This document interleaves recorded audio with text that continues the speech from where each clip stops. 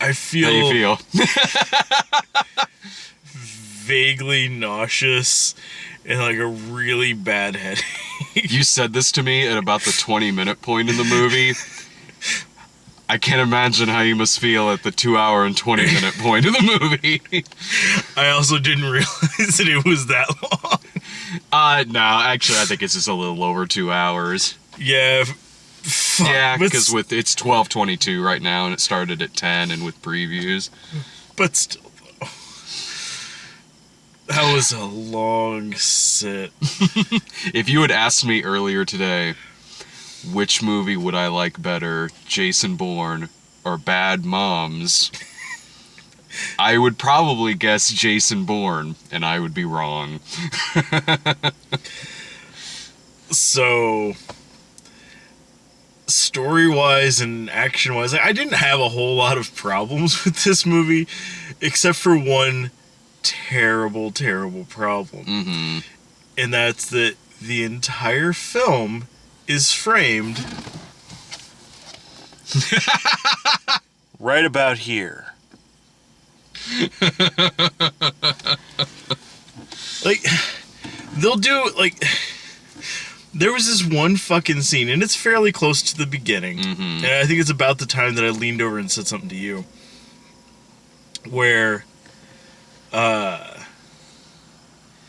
like, 4 people are in this gigantic boardroom. Mm-hmm. And I know it's a gigantic boardroom because they had an establishing shot. And then after that establishing shot, every single bit of dialogue for the rest of that scene, and it's a, you know, it's a fairly lengthy scene, is this. Just a tight zoom right on someone's face.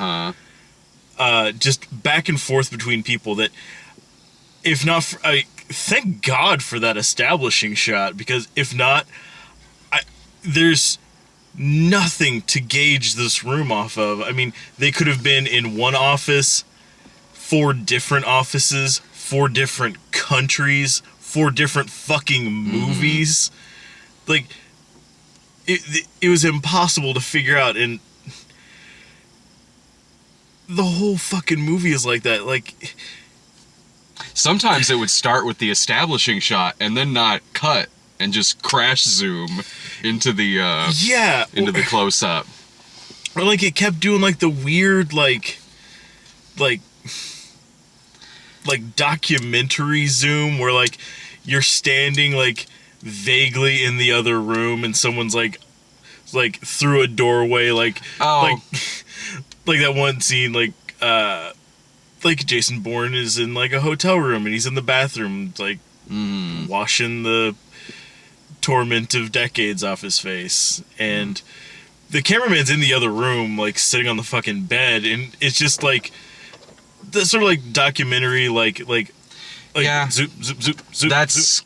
That's Paul Greengrass for you. I mean, more often than not, I've usually been fine with that in Paul Greengrass movies. I've never been the type that gets motion sickness from movies. Like, at least with Paul Greengrass, yeah, that's his gimmick. That's his trademark, is a lot of the shaky cam stuff. But at least in his other movies, it's different than watching something like an Olivier Megaton movie or Die Hard 5. Like, I could still, yeah, the camera's shaking, but I can still it still feels like there's some choreography. It feels like I can kind of make heads or tails out of what's going on. In this, for a lot of it, I was, but it did reach a point for me, and honestly, this has really never happened to me before in a movie where I was feeling a little sick. Like, I think it came around, honestly, when I was supposed to be able to be reading something off of a phone. Yeah, because that was a big fucking issue to me. Yeah. There's a scene. It does it more than once. But really, towards like in the third act of the film, like it all comes back to the U.S. and it's all like this casino, hotel, convention center for this big expo thing, and Bourne and his gal who's maybe working with him, it's vague, their allegiances. Mm-hmm. They're like texting back and forth with each other, but it's shaky, so it'll be like, oh, here's a thing you're supposed to read. Yeah. Real quick while he's walking. It's ridiculous. It's like like a couple times like there were a couple times like it was a fairly like held shot where it's like go upstairs or something. Yeah. Like, okay, I can read that. But there were other times like he'd look down at his phone and it's just moving around like the cameraman has fucking is like in the middle of a seizure. And it's like, I got nothing on that one. I got nothing. It's like, oh, he's getting in an elevator. Maybe it told him to go upstairs. I don't fucking know. I got zero clue what was happening. That's really where it was losing me. Like, they do a car chase at the end, and for the most part of that, I was kind of following it fine, but I was still kind of nauseous from the phone shit, but it would be cutting so much that the part where Jason Bourne drives his car off of something, and it's cutting so much, I'm like, okay, did he just crash into Vincent Cassel? Did he throw him off the road? Oh, no, his car is on top of Vincent Cassel's car. Well, and to be fair, that was cut in such a weird way that you never actually see the car jumping or airborne. No, exactly. Like, okay, so he's in like this, like if you've seen the trailers, like, they're having like this chase scene with, between this giant like SWAT armored vehicle and just like a Charger or something. The SWAT vehicle is like on the road, and he's Bourne's taking like the Charger up on this like incline to like leads up to like the front of this casino. Like their drive's like some big weird hill, so he just kind of goes up on it and crashes off. Boom, lands on top of it. But yeah, it's super vague because you see him going up on this thing. You get the like I'm like, okay, well he's probably gonna like try to jump off that and like crash it into the side of that thing and knock it over. You see him jump, like run it up there, crank the wheel hard, then you're inside the big like SWAT vehicle, and you see it like crunk. It's like, huh? And then it cuts to like a vague outside shot where you can kind of see the bumper over the windshield. Like, oh, he landed on it. Oh, great to figure that one out. Eventually, like piece us together to get there. Yeah, it's like they I didn't was have a shot. Like they didn't want to like fuck around with the logistics of getting it there. So there's like, we'll have him drive up there, skid the wheel, and then we'll have it on there. Yeah. Fuck trying to figure out the logistics of that. Dude, it was like I'm following it fine, and then all of a sudden it turns into the movie Getaway. It was getting like. It was getting there with its fucking cuts. Like, that chase scene was pretty fucking just bam, bam, bam, bam, bam. God. And at that point, I'd had enough. I just want... Because honestly, like, yeah, I could talk a lot about the way this movie is filmed and whatnot, but it is not my only problem with this movie. It's not. Like, I'm sorry. Jason Bourne is not an interesting character. That has always been, in my opinion, one of the flaws of Jason Bourne. Same here. Like, honestly, like, and to be fair, like, I haven't seen the Jeremy Renner one. Oh, okay, yeah. Here's the thing, you know, the first three Jason Bourne movies, like, the first one's fine. It's like, okay, he's lost his memory, he's getting his shit together, okay. But then in the second one, then in the third one, like, wow, there is nothing to this guy. Like, no personality, no charm, no charisma, nothing. It is like, if the only thing you like about James Bond is that he can beat people up and shoot people, here's Jason Bourne, because there's nothing else. That's it. And with the fourth movie, it's a lesser script than the other ones, but it actually gave me a character I gave a fuck about. Like, yeah, the fourth one, story-wise, is a little more flawed than the other movies, but there is something to be said about what is technically a lesser movie, but with someone I give a fuck about. And I actually gave a shit about Jeremy Renner in that movie. Well, yeah, it's, I mean, barring that one again, because I haven't seen that one, like, my order of liking these is pretty much like in the order that they have come out. Like, yeah, like the first one was like a really fresh, cool take on things, and you had Clive Owen in there too. Yeah, exactly. Like it had some really inventive scenes in it, like good really car fast chase action. Like it was. I mean, I wouldn't say like reinventing the wheel, but definitely showing you a really, really cool wheel. And I like Doug Liman's style of directing better than I like Paul Greengrass's. But yeah, it was just a really nice, really, really interesting plot and really kinetic, and it worked. But then after that, yeah, like you're left with this guy who he's damaged, and he wants to like figure out where he's from, but at the same time he has like no emotions. Like it's honestly in a fucking way, like I almost wonder if with this movie coming up, The Accountant, I honestly wonder if somebody was sitting around having a fucking conversation about like, it's like, yeah, like Jason Bourne's cool, but like I don't know, man, like he's kind of like just blank, like it's like he's fucking like on the spectrum. It's like, but what if we made a movie where he actually is definitely autistic? I'm looking forward to the. It's like that feels like where they were coming from with that. Like it's like, let's just call it what it is. He definitely has like social issues. I don't even think Jason Bourne is cool. Like he does, yeah, okay, if you look at the action scenes by themselves, okay, fine, he's doing some good fight scenes and stuff like that, but you actually have to have a personality to be cool. But yeah, like, and that's one of the things, like even in like some of the shitty James Bond movies, he's at least got a personality. Yeah. I mean, even like some of my least favorite ones, some of the Roger Moore ones. Sure, yeah. I mean, it's still Roger Moore playing it. I mean, it's terrible, but he's got that fucking like charm to him. He's like fucking smugness and shit. Like it's like, all right, with your 60-year-old ass, like you go ahead and hit that. Like that's something. And as serious as James Bond ever got between Timothy Dalton and Daniel Craig, there's still something there. There's still charm. There's still something that makes this person a character. Yeah, because like Jason Bourne, there's nothing. Because like all of the people that help out James Bond have some sort of attachment to him in whatever way, you know, it ends up coming, whether it's a you know, like, you know, romantic interest, or you know, like they both have like similar goals. Like there's always something. Like in these Bourne movies, it seems like the only person that he had any attachment to was Julia Stiles.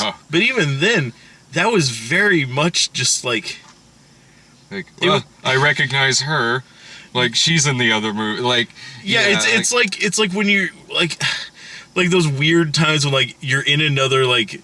Because I know this has happened to us before, like when like you end up in like a different city for like a concert or like a convention or something like that, and you run into someone that you know from like here in town. Yeah, it's like, oh hey, well I guess I'll talk to you for a while and hang out with you with this thing because you are literally the only other person that I actually know here. Yeah, and then it's just one of those things where it's like, not to say that's a bad thing. You know, we've actually had those encounters. But it's just one of those things. It's like when you go somewhere with like your friends that you hang out with, and you run into like somebody that you work with, and you feel obligated to at least talk to them for a little bit. It's like, hey, we're gonna actually hit out from here and like head to a different bar. But, you know, it's cool. It's cool running into you, and then like you're like, hey, this is gonna be weird on like Monday when I go back to the office, and they're like, I saw him drinking at the bar. You were drunk, man. It's like, I wasn't. And also go fuck yourself. I saw you playing that piano in the lobby. That wasn't me.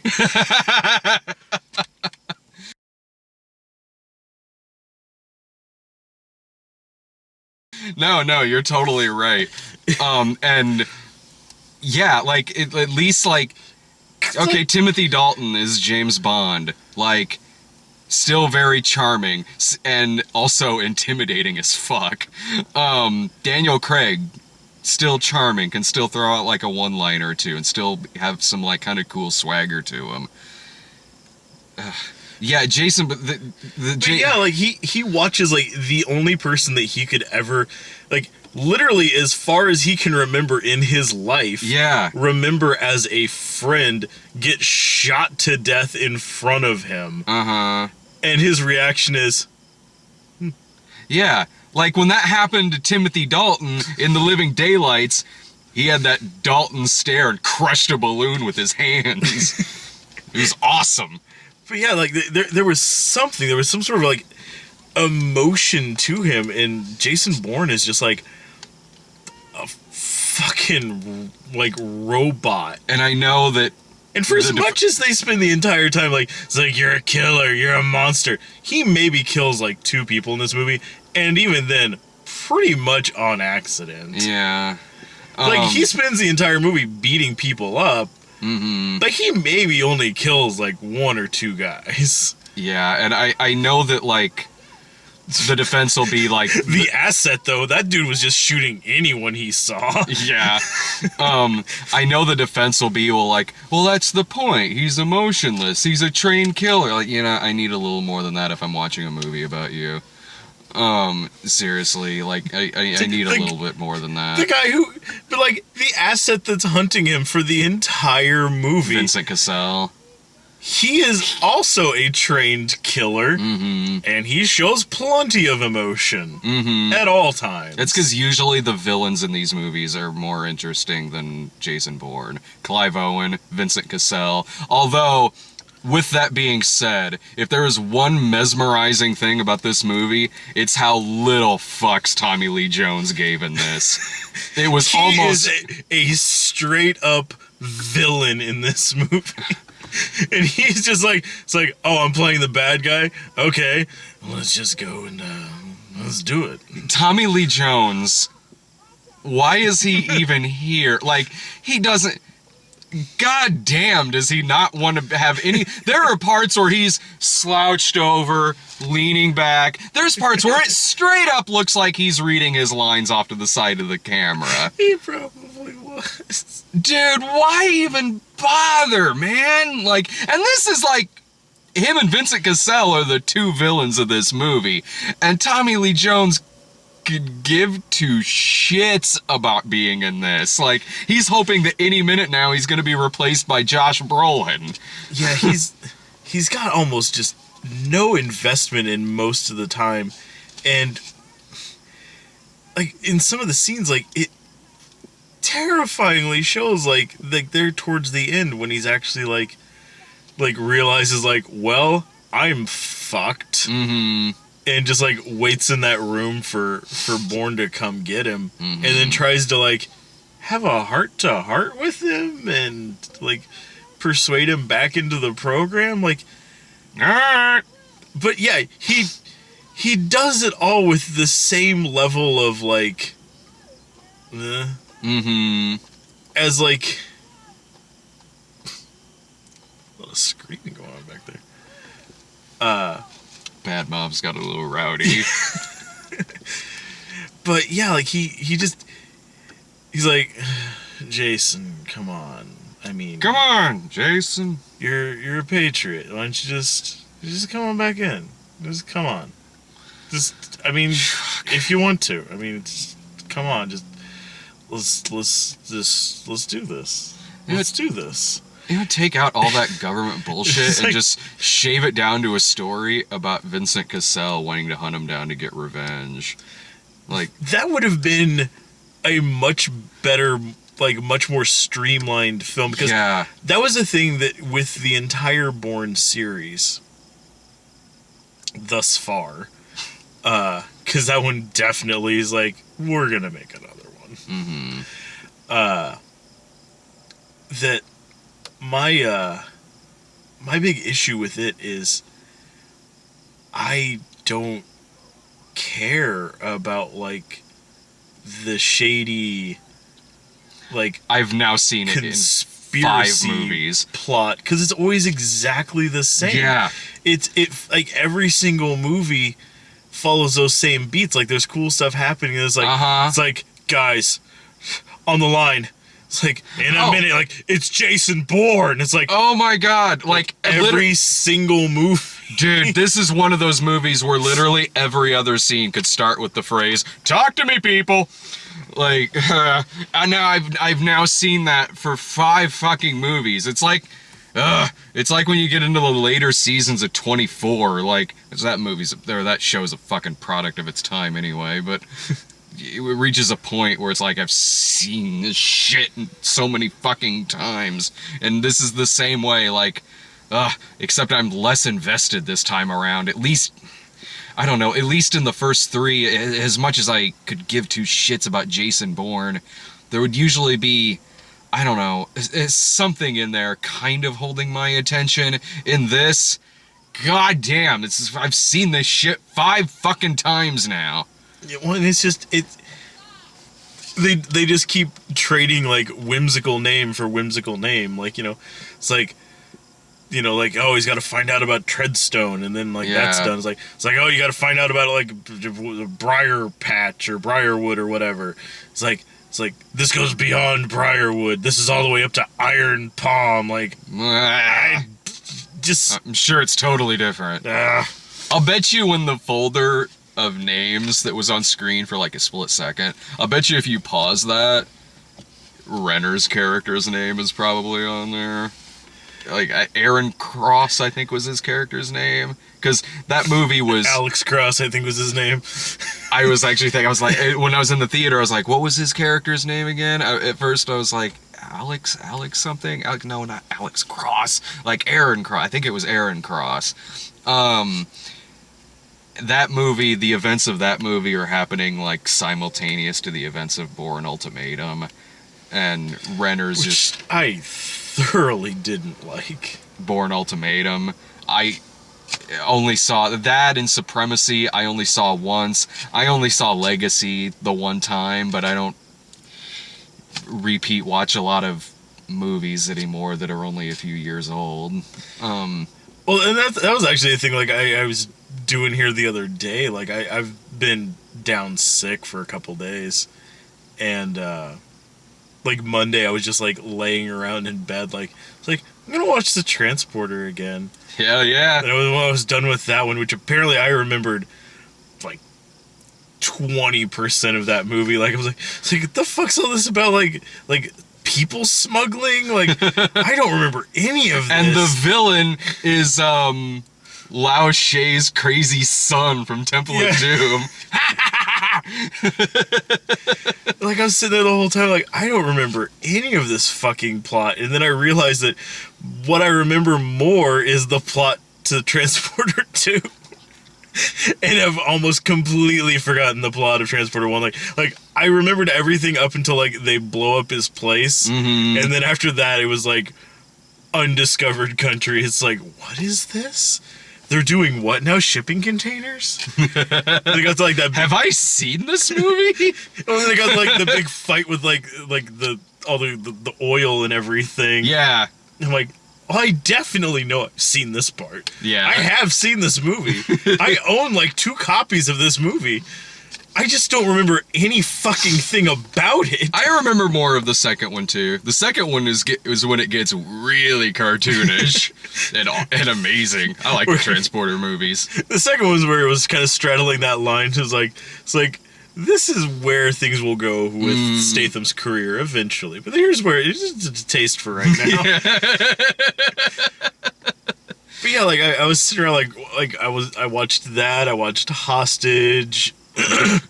The Bruce Willis one. Yeah. Nice. I went back and watched Iron Man 3 for, like, the first time since we saw it in the theater. Right on. Which, honestly, in hindsight, I appreciate that way, way, way more as just, like, a Shane Black movie than as, like, a big budget, like Marvel superhero movie. It's like I could give a fuck if this ties into the Avengers, but, like, rewatching it, just figure, like, just focus on it being a Shane Black movie. Like, it's Christmas. It's like, it's Christmas. You got the fucking smart ass kid. Mm-hmm. You've got the evil henchman that honestly does most of the villainy throughout the movie. You've got, like, constant buddy cop like scenarios going on in it. Like they even did the I didn't remember it until I saw it again, but they even did that same bit that they did in The Nice Guys, and I'm pretty sure he's probably used it before. We're like, it's like, oh, just tell us what we need to know and he'll stop doing it. Like, doing what? And like, oh, yeah. Yeah, they did that same bit in that one. It's like, oh man, I really enjoy this as a fucking Shane Black film. I do too. Because like watching it in the theater the first time, like that, like I went in there, was like, no, this is Iron Man 3. It's like, yeah, Shane Black's doing it, but it's Iron Man 3, and then just focusing on that is like, it's like this doesn't fit well with the others. But just looking at it on its own is like forgetting everything else. Like, this is just a really inventive plot he's come up with. Like, works perfectly in that regard. Well, there's definitely going to be, I assume this movie will probably do well. There's probably definitely going to be another Jason Bourne movie, and this movie's about as interesting as its fucking boring-ass title. Jason Bourne, more like Jason Bored. Exactly. And if they do another one of these, like, I don't know, like, get another person to direct it, or fucking, you know what? Bring Jeremy Renner into it. Like, buy a Steadicam, hire a new cinematographer. Yeah. Have it be both Matt Damon and Jeremy Renner. Like, well, Jesus, that would give me something. I think I was reading a while back, like, they're wanting to expand, cause Robert Ludlum, he wrote like a shit ton of like spy books, but and like only like 2 or 3 of them were like Jason Bourne stories. So there's a shitload of other characters out there, and I know that they've already talked about like one of his other books. They're developing into a movie with The Rock as the lead in it. I forget the name of it, because all of his books have like weird fucking they want to make titles like that. Like it's the Jensen something or another crazy fucking title, but the Famke Jensen. Yes, the Famke Jensen story. Sweet, this is action packed. So they want to make a Robert Ludlum cinematic universe? Just give me a character I give a shit about and fine. Which, I don't even know how those would, like, cross over, or if it'll just be one of those things where, like, they try to... Because I don't know that any of his books tie together. So all I can assume is that if they're trying to make, like, a cinematic universe based off his work, just be, like, throwing in stuff, like... It's like, oh man, this guy's the best agent we've seen since Jason Bourne. Aw, he said it. Oh. My God, it's Jason Bourne. My God. The line in the trailer where the guy says that isn't actually in the movie, probably because every time that line was in the trailer, it was fucking hilarious. My God. My God, it's Jason Bourne. And they had to take that out of the movie because it got an actual reaction out of me. For better or worse. It was said with all the same enthusiasm as, oh, fuck me, I'm blanking on his name now. Fuck. Oh, God damn it. Ryan O'Neal? Oh, yeah. Oh, God. Oh, man. Oh, God. Oh, man. Oh, man. Tough guys don't dance. Hell yeah. Oh, man. Yeah, fuck yeah. Oh, God. My God. Oh, man. It's Jason Bourne. Oh, jeez. You could throw Ryan O'Neal in. Greg Henry is in this for like 5 seconds. I was excited for a second. I was like, oh, good, Greg Henry's in this. Maybe it'll perk up a little bit. No. Ah. God damn it.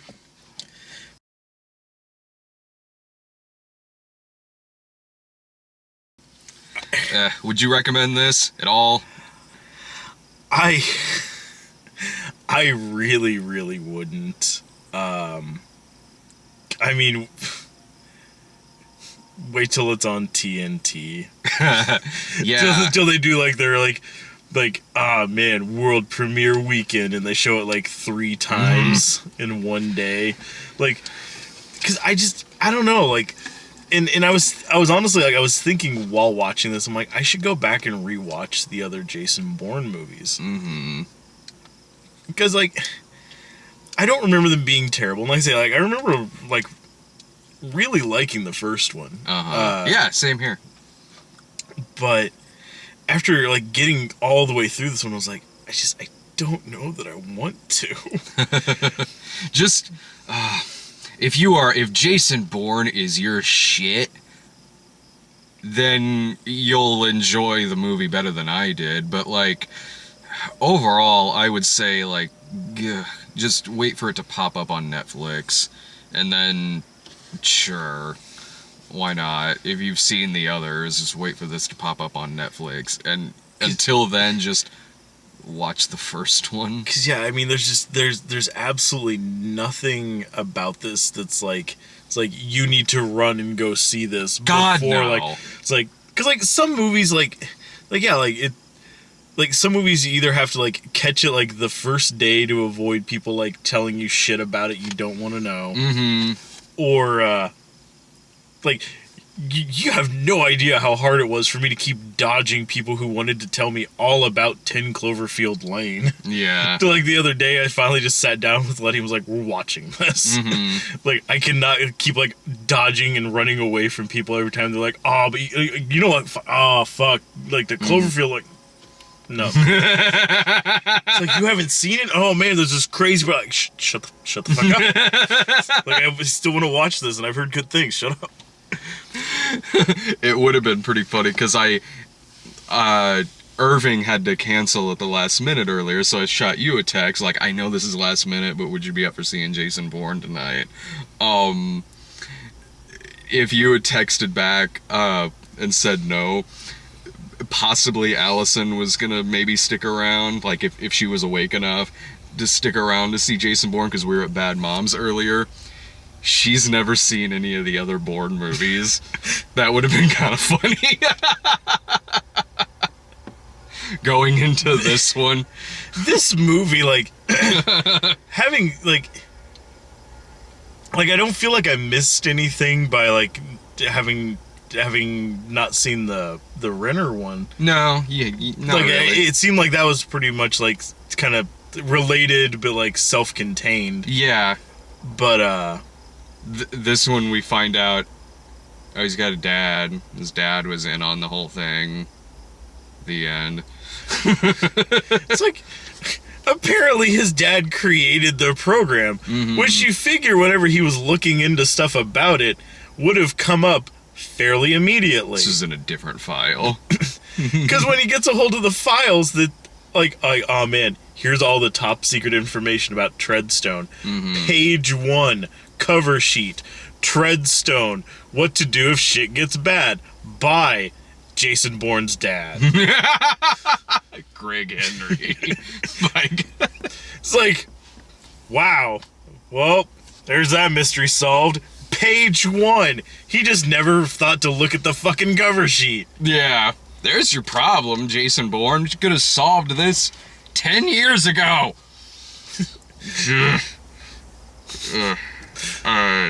His next mystery will be trying to figure out who wrote Moby Dick. He started on page 2 and never looked back. These movies are getting stupid. That's my only advice. Bring Renner back for the next one. Honestly, you know what would honestly make this probably a better sit? Realistically, would be watching it at home. Yeah. Because, again, like, we're not people who get motion sick. I honestly never do. Yeah, in movies.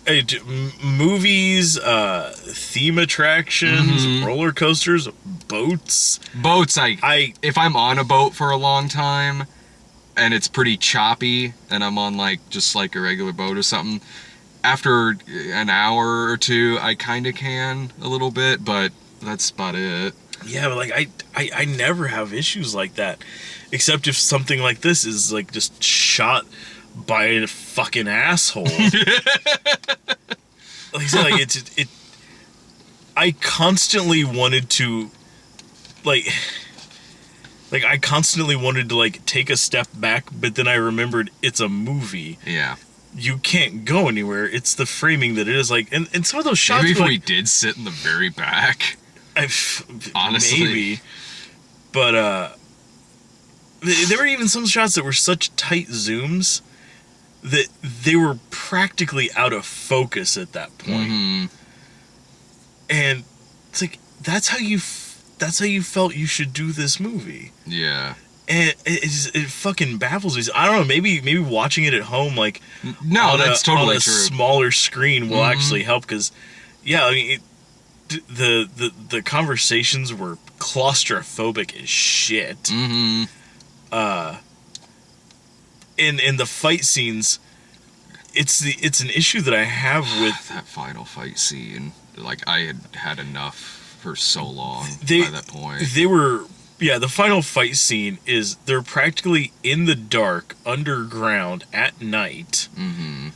And shaky cam to the extreme, quick cuts, weird angles. And with Paul Greengrass, like, I can tell there's fight choreography going on here. Unlike when someone does shit like this poorly and they're just doing it because they haven't choreographed anything. Yeah, just quick cuts and everything to, like, hide the fact that they have no clue what they're doing. Yeah. But it's so dark, so fast, so quick, and I was already fairly nauseous at that point. My God, did I just want this movie to end. Like, it really was kind of tricky once or twice to tell, like, it's like, who the fuck is hitting who? Oh, like, yeah. Who's winning until, like, they finally just brought it down to, like, let's just choke each other to death. Yeah, at least that kept them still. See who dies first. Fuck. Yeah. Oh, yeah. Because, yeah. God, even Olivier Megaton will hold the camera still once in a while. But yeah, it's like too often, like in those scenes, like the fight scenes are almost on par with like that car chase scene. Is like there's just so much going on that you just cannot fucking tell what is happening. Yeah, like he'll like beat some dudes up, and you'll know that because he'll take a step forward, a guy will go, "Huh?" You'll hear whooshing and punching sounds, and then eventually he'll be standing, and they won't be. Like And while that's all happening, it's a bunch of guys, like, oh, the bad guys are wearing black suits, and then he's wearing, like, black pants and, like, a fucking black, like, track jacket. Like, like you can never tell who is fucking who until then everyone falls down except for him, and he's perfectly fine. Yeah. It's all good. He took a hit to the head earlier by swinging down from a window, and his head's fine. Well, there's a little ice pack on there. So many times during this movie, like, he takes catastrophic injury and just gets up and walks away. It's all good, man. Once you survive that motorcycle crash at the beginning of it, the sky's the limit. Yeah, a motorcycle wreck that would have put someone in a hospital or probably just killed them.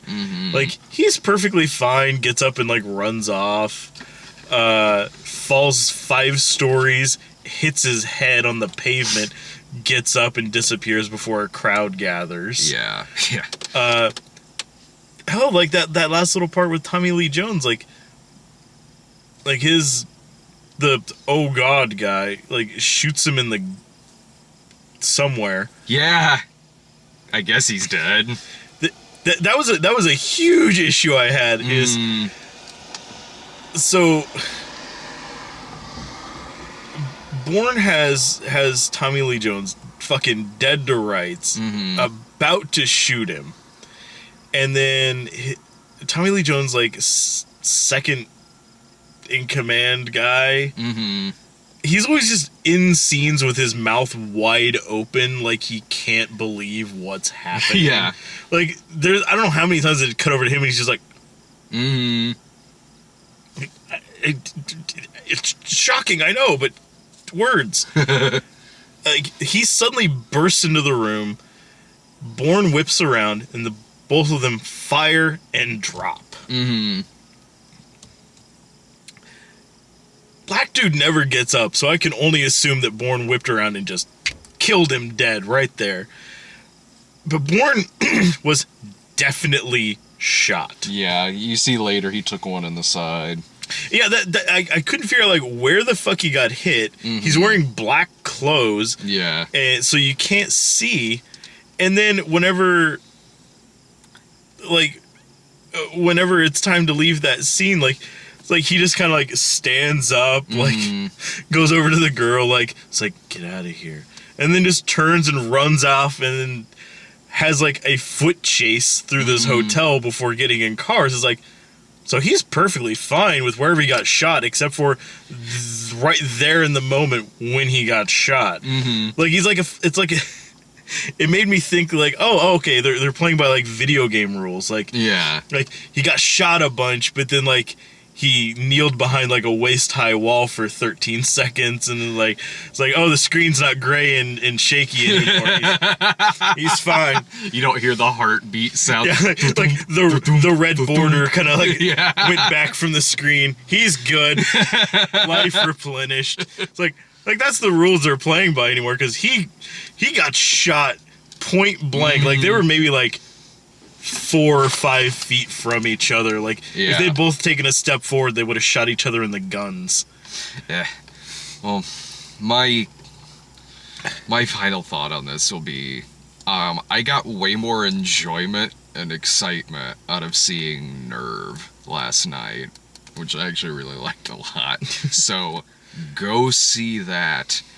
Go see that so much more than paying to see this movie in the theater. Yeah, my takeaway from this is, rewatch the first one. It was good, or, you know what, just go back through, like, pick some movies that you haven't seen in a while. Yeah. Like The Transporter. Yeah. Watch The Transporter. Might be that you've completely forgotten everything about The Transporter.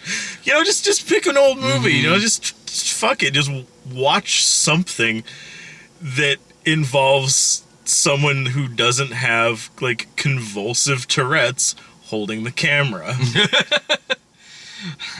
Next week is Suicide Squad, and more importantly, 9 Lives. Very excited. Because of that, I get to watch a talking cat this weekend. How pissed are you gonna be if you go in there to see 9 Lives and it's shot exactly the same as Jason Bourne? That'll be fucking hilarious. I'll be like, you know what? I don't feel so good, but you got me, movie. Right on. The joke was worth it. Bravo, 9 Lives. Put it in 3D. Oh God. Oh, fuck me. If Jason Bourne was in 3D, I legitimately would have not been able to tell anything that was happening. I don't think I could have sat through it. I know I've had that problem once or twice in, like, 3D movies where it's, like, super kinetic, like, camera work. Because, like something big will happen. Like, I don't know. I got totally lost there. What the fuck just happened? I would have had no clue. Like, even in scenes where they're just sitting there talking. Yeah. Like, I would have... Like, where are we happening? It's a sin! It's a sin! See ya.